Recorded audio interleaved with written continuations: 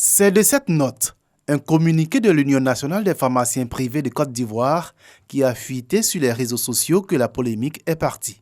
Celle-ci annonçait que l'annexe fiscale 2021 prévoyait désormais une taxe de 9% sur le lait infantile ainsi que sur les préparations alimentaires destinées aux nourrissons.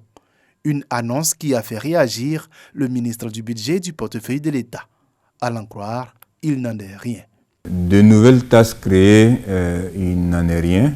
À la vérité, c'est depuis 2011 que l'État de Côte d'Ivoire s'est doté d'une législation en matière de taxation des produits laitiers, et ça en ligne avec les directives de l'UEMOA. Vous savez, il y avait quelques difficultés sur le terrain qui conduisaient à beaucoup de contentieux avec la Direction générale des impôts.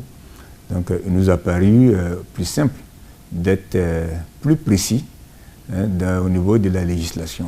La législation a donc instauré un taux de TVA de 9% pour le lait concentré non sucré et le lait en poudre, et 18% de TVA pour tous les autres types de lait. Mais cette taxe de 9% sur le lait infantile ainsi que sur les préparations alimentaires destinées aux nourrissons n'avait jusqu'à ce jour jamais été collectée. La faute à une interprétation erronée des entreprises qui les commercialisent.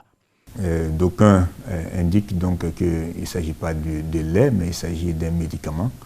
Mais là-dessus, nous sommes un peu tenus par la réglementation communautaire qui définit la liste des médicaments qui peuvent être exonérés de taxes. Et le lait infantile, pour l'instant, n'en fait pas partie.